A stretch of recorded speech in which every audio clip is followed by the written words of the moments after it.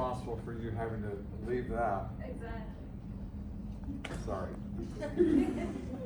I will apologize in advance. So my name is David Nicewonger. I am the customer experience coach that's assigned to Multicare for Good Sam and Mary Bridge. Work primarily with the Good Sam folks. I've been in the role for about 3 months, but previously was with Multicare for 16 years from 2001 to 2016 in a variety of leadership roles. My last one was the Chief Operating Officer at Auburn Medical Center. So previously a lot of leadership experience, left that, entered the world of coaching, did it independently for a while, and then this opportunity came back to come to Multicare, and it was just like the perfect world because I really enjoy Multicare as an organization. I get to coach, which is my favorite thing to do, and I get to focus on my favorite subject, which is the experience of patients and families. So it's like, it was the perfect situation for me. Go ahead and flip the slide. So I'm going to spend about 20 minutes talking to you about patient experience. And I'm going to make a promise to all of you right out of the gate. How many of you have been in Multicare 3 years or longer? So if you've been here at Multicare more than 3 years, this is not your first rodeo listening to a talk about patient experiences, right? You probably have sat through some version of this at least once, and you might be sitting there wondering what it is I'm going to ask you to do now. It's going to be new that you don't have time to do. I get it, okay? My promise to you as I start is that I am not going to ask you to do anything new. I'm simply going to emphasize the things that you are already doing great, that we just simply have to become a little more reliable on. Go ahead and flip the slide. Because it's all about consistency and being reliable.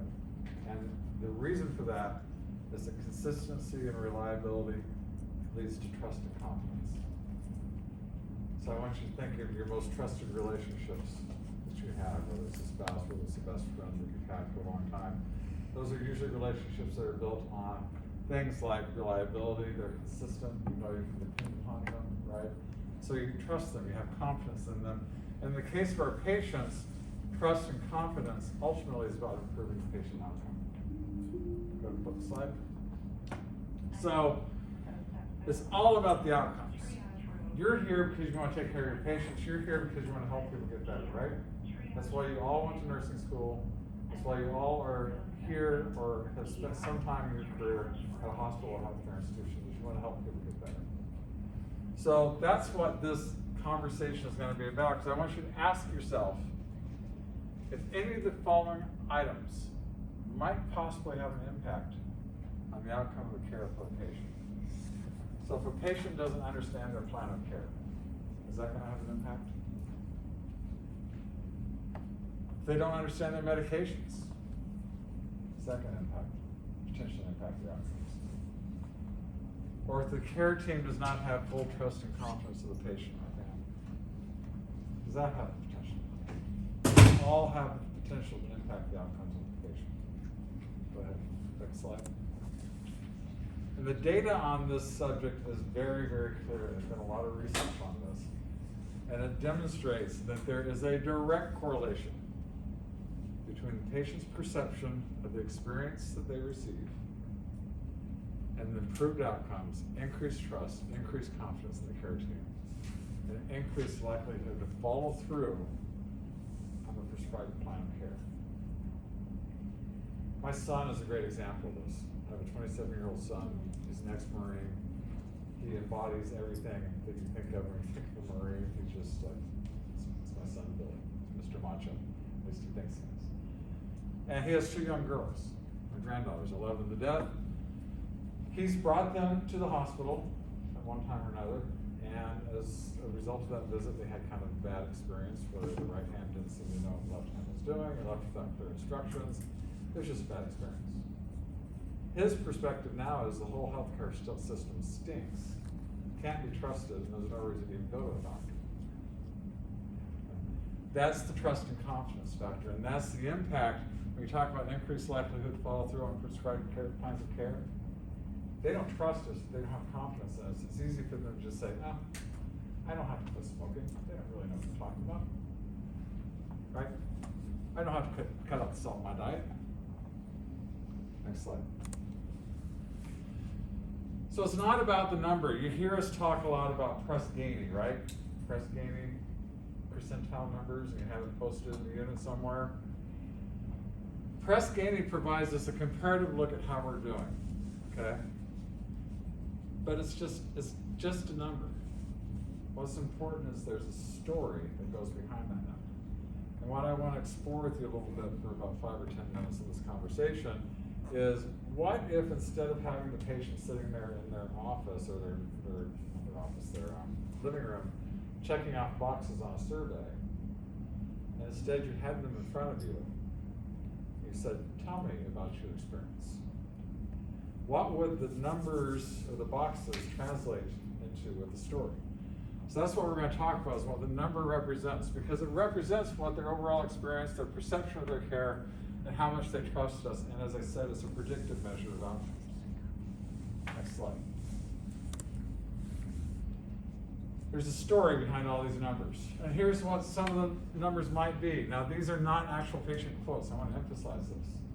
This is what, if I were to look through the data, which I do every day with Good Sam, and I look at the numbers, what are the numbers telling me? What are the patients trying to tell me through the numbers? I'm just not sure if I can recommend Good Samaritan Hospital to my friends and family. There's a really good chance at least once when you really need them, the staff will be too busy to take care of you. Now, that may be true. I know we're severely understaffed. I know there's a huge nursing shortage. And it's crazy busy. I know that. May be true, but how good is it from the patient's perspective if they feel it? How do you think they are laying there in bed wondering if you have time for them if you're that busy? Okay. So patient perception is really important here. You'd think they'd understand how uncomfortable it is to be laying in bed needing to pee really bad and afraid that you're going to wet the bed before someone gets there to help. It really made me nervous taking all those pills and not understanding what they were for. These are the things that the numbers tell us. These are the stories behind the numbers. Next slide. So I'm just going to briefly talk about the numbers directly for a moment, and then we're going to walk away from it and look specifically at your unit at 7 Valley. The raw score is the mean rank. In other words, they check the boxes, and the percent that say always, usually, sometimes, or never, those are the 4 categories. The percentage that say always gives us a percentage score, okay, for always, for usually, sometimes, never. The percentile ranking takes that mean rank and compares it to all the other hospitals in the United States. It says, you are at the 45th percentile, which means that 55% of the hospitals in the United States are doing better than you are on that question. So it's a way of comparing you to everyone else in the country. Why is that important? It's important for a couple of reasons. One is that CMS requires us to look at it. This is a federal mandate. The second reason it's important is that always is the only thing that matters in the eyes of CMS. We don't get credit when the patient says usually, sometimes, never. We only get credit when they say always, which speaks to what? Consistency and reliability. Next slide. So here is the specific information for 7 Valley for the month of May. 81% of your patients feel that you always treat them with courtesy and respect. That's a nice number. 72% believe that you listen to them always. 62% feel that you always explain things in the way they can understand. 59% think their call buttons are responded to as expected. 40% though say they're toileted when needed. And 63% say they recommend hospitals. Now some of these numbers don't look too bad. You look at the 81%, you go, oh, okay. It's not bad. But what about the other 19%? If you don't feel like your caregivers, the people you are dependent upon during one of the most vulnerable times in your life, if you don't feel like they are treating you with courtesy and respect, what kind of a space does that put you from a healing perspective laying in that bed? Wondering what's going on, wondering if you can trust, wondering how much confidence you have. And apply that same to all of these. And that is the power and the importance of the concept of always. And why CMS says you don't get partial credit. This is all or nothing. Next slide.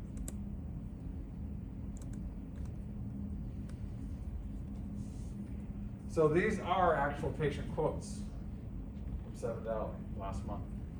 Nursing staff was exemplary, in my opinion, went above and beyond the call of duty with me. Care of nurses depended individually, about half would give 9 or 10, others 3 out of 10. Doctors and staff were great. I don't have any reason to not return. Hospital was the best, doctors were kind, all the personnel were good people. The team was efficient, but cold and personal. One person was rude, uncaring, bad impression to me, scared at that point. Can you imagine? You're scared in bed, you're scared laying in that bed. What that does to your healing. You can look at these, you can see where this one, they may have scored us with an always. But do we expect an always from this patient? Probably not. From this one? Probably not. From this one? Probably not. Go ahead. So, I want to talk about the 2 spaces where Seven Valley has the greatest opportunity to improve the experience of the patient. They're the greatest opportunity from 2 perspectives. One is the data shows and the research shows, or the data, let me back up. The data shows that you have numbers that leave a lot of room for growth. You have opportunity there to improve. The research will show us that these are areas that if you can improve on, there's a high correlation to overall satisfaction going on. Okay, it builds trust and confidence. So, first is call light response. Why is it important? First and foremost, there are safety implications. Okay? Yeah, I know, I get it. You're sitting there at the nursing desk, and the call light goes on in room 734, and it's the 7th time that shift that call light has gone off. And the first 6 times were all about night shifts, or the TV volume wasn't working, or something that was clearly not an emergency. You kind of take a deep breath, and you think, it's another non-emergency situation, but you don't know that. It could be a true situation, they need immediate care. So there are safety implications. It can be about respect and dignity. You know, how much dignity does it feel like to be laying in a puddle of feces or urine for 2 hours? That's not a very dignified place to place a human being. It's a basic expectation. Everyone expects, that's what the call light's there for. If we give it to them and we tell them to use it, they expect us to respond to it. So it's a basic expectation. It also establishes the trust and confidence. My wife is a retired NICU nurse. She used to talk a lot, she still does sometimes, we have grandkids. She talks a lot about how in the first 6 months of life of every human being, one of the most important things you can do is every time the baby cries, is just reach down and touch it. It may not need to be fed, it may not need to be changed, but the crying is a moment of distress, and the touching sends a signal and wires the brain to trust that other humans will take care of it. And it's critical, that human touch in the first 6 months when the baby's in distress. And why is that? It's because the baby is vulnerable. It's completely dependent upon other humans. Well, we have the privilege as healthcare providers of touching the lives of people when they are once again in one of the most vulnerable states of their life. Right? They are completely dependent upon us for many aspects of their comfort and their well-being, and indeed their life. So our ability to respond quickly to this call light sends a message that says, you can depend on us. You told me that when I push this button, someone will walk in the door, and by God, Every time I push that button, someone walks to the door. So if you're Johnny on the spot with that, I can trust you with other things. It's like laying the hand on the baby. So the call light is important. Next slide, please. Here are the numbers.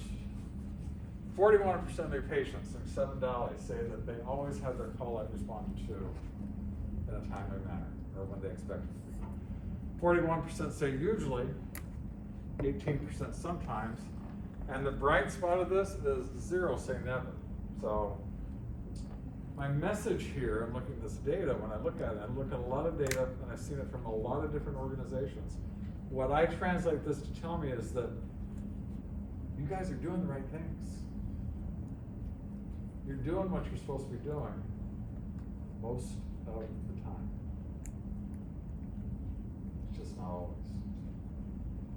But you've got it. And if you look at if you break the data down statistically, it's not an overwhelming mountain, because the difference between a usually and always can be one call light response. One, what I call a touch, one touch of the patient in the span of the entire stay.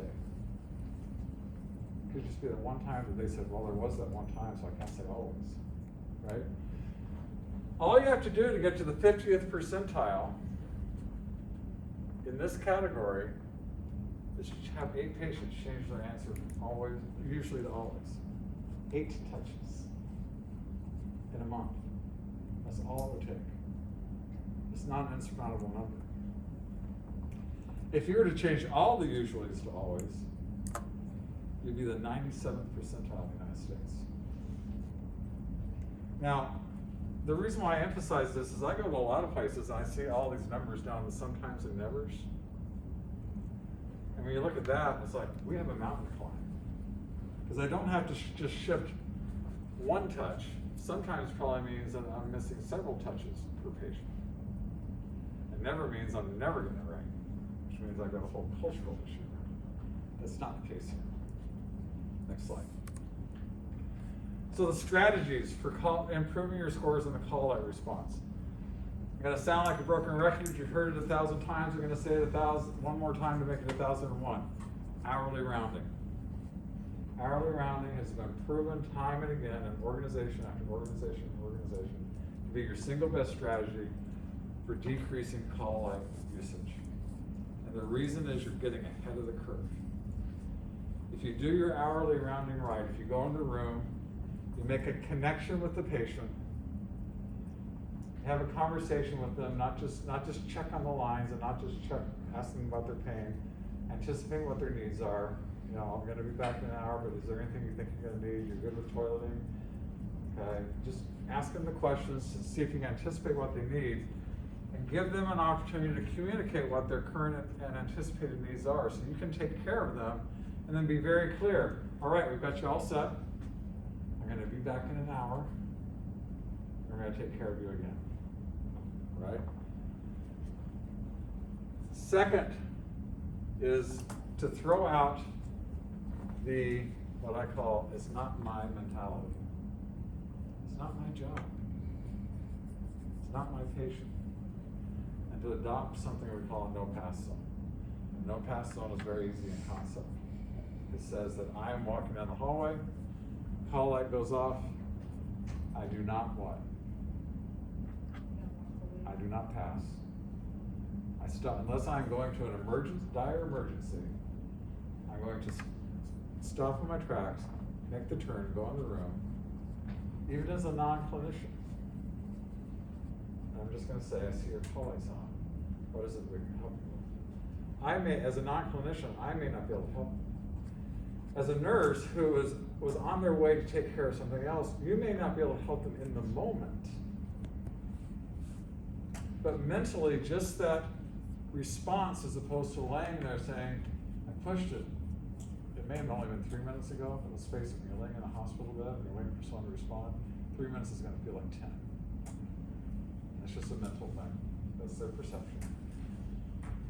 The difference between laying there feeling like you're waiting forever versus someone has walked in, acknowledged that I need something, and they've let me know, oh, okay, I'm going to go get a nurse and we're going to see if we can get that taken care of you. Or you saying to the patient, great, I got it, I was on my way to take care of this, I need to finish that, and then I'm gonna be right in to take care of you. Just that communication. And this is the idea of a no pass zone. Help set reasonable expectations for the call lights. You know, you don't want to promise that you're going to respond in 2 minutes or 30 seconds. Okay, you let them know that, you know, that call light goes on, someone's going to come in and check on what you need. We may not be able to take care of that right away, particularly with no pass zone, but we will at least check on what you need, and we'll take care of we'll take care of it as quickly as we can. And then, very, very important, we never, ever, ever use the words, "I'm too busy."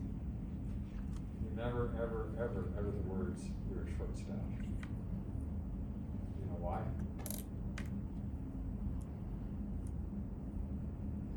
I see this a lot. You're late responding to a call light. You either know it, or the patient says something, "I've hit that button forever, it took you forever to get here." You want to recover, you're not making an excuse, but you want to have a service recovery moment and apologize. "So sorry, we're just so short-staffed today." It naturally comes out of your mouth. "We're just so busy today." And it's part of an apology. It's part of I don't want to say excuse making, but it's part of an apology or an attempt to apologize.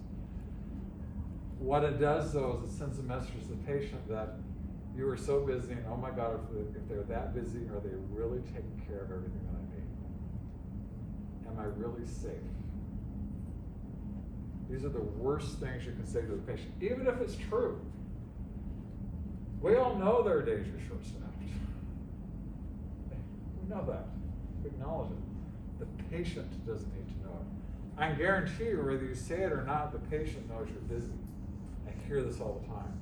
I know the staff are so busy. Around on them, and the patients say this to me all the time. They know it. But hearing it from you can be a little unsettling. Like, oh, are you really too busy for me? You don't want to send that message. Next slide. The next area of opportunity, communication with the nurses. Why is it important? It's about being heard, and it's a two-way deal. Patients need to hear and understand what's happening. They need to truly understand what's happening. And I know that many of you believe you're communicating well with your patients. For reasons I'm going to explain in a little bit, you plan on communicating as well as you think you are. But it builds trust and confidence in you and in the plan of care. The patient also wants to be heard. One of your lowest scores is in the realm of patients feeling like their needs are being heard and met. In other words, am I being listened to as a partner in my own care? It reduces the stress of helplessness because they do feel engaged in the care.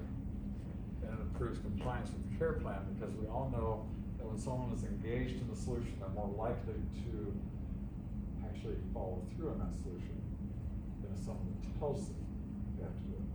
You tell someone they have to stop smoking versus they realize they need to stop smoking. Which one's more likely to stop smoking?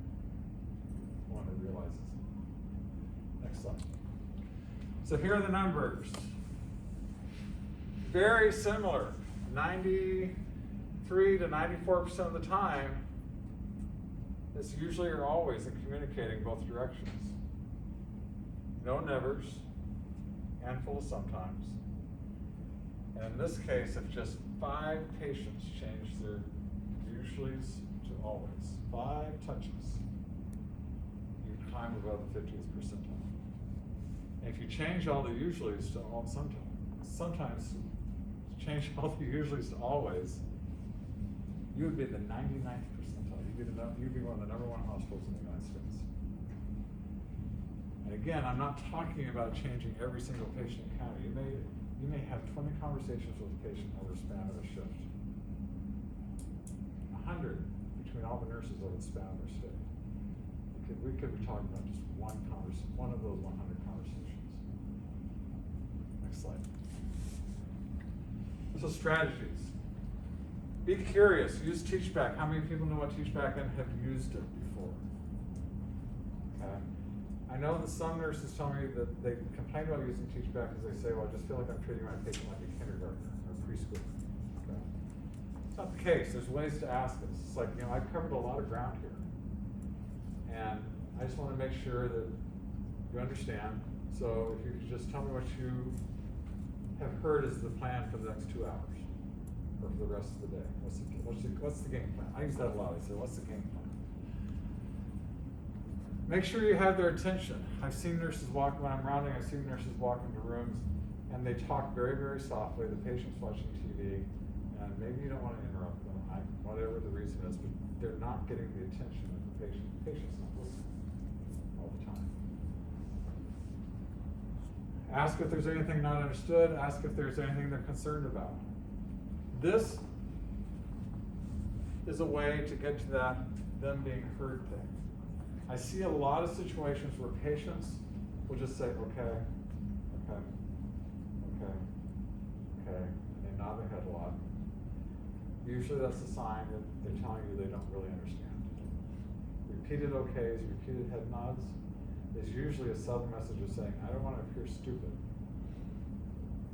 so I'm not going to ask a stupid question. So I'm just going to agree with everything. So when you see subtle signs like that, find a way to probe a little deeper and ask them some of these questions.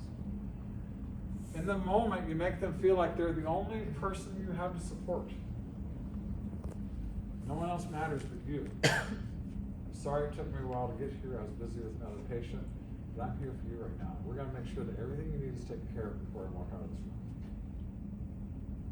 If you can, sit down, even for a few minutes. Sitting down on a stool by the bedside does 2 things.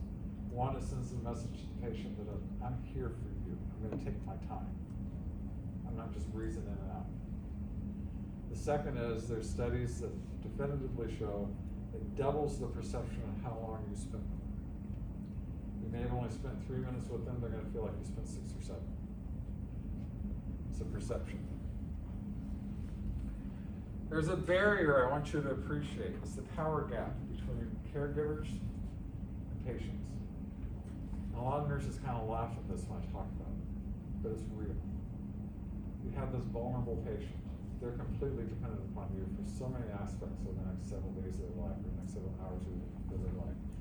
You have tremendous power over them. And in their mind, if they're that patient that is too bothersome, too much of a nuisance, asks too many questions, too demanding, you will ignore them. They don't want to be the bother. Now you may sit there and say, that's ridiculous. As nursing professionals, we would never do that. And I get it. But put yourself in that fearful place of the patient with all these concerns rolling through their minds. And it's easy to understand how they could perceive that they could become neglected if they're the troublesome patient. There's a basic rule of communication. I call it the 5x3 rule. This is true for any communication between two humans. You communicate it 5 times 3 different ways. That's how you get messages through. Now, that's in a normal situation. When someone's sick, they're on drugs, they're out of it, they're sleepy, they're confused, they're scared. The rule is probably more like 10 by 3, to be honest with you. Now, the 3 different ways it's tough in our setting, because we don't have email, we don't have television, we don't have radio, we don't have a lot of those other tools out there. But we do have what we say, and we have what else? We have another tool. What is it? I heard somebody say? What's the other tool? What we do. Huh? Do? Nope. The whiteboard. The whiteboard. It's another form of communication. It's one of the reasons why you hear us place so much emphasis on that whiteboard and keeping it completely up to date, because it is another way of telling the patient what's going on. Try to pick up on the subtle cues. I talked about that a little bit. And never ever leave the room without asking if there's not something that they don't understand. Is there anything else you need? Is there anything about the game plan that you're not clear about or that you have concerns about? So we're going to make sure you're completely comfortable. It's important to me that you're completely comfortable with the game plan. If you have any concerns, now's a really good time to talk to me about it. You don't just ask, you notice what I did there, I didn't just ask a quick question.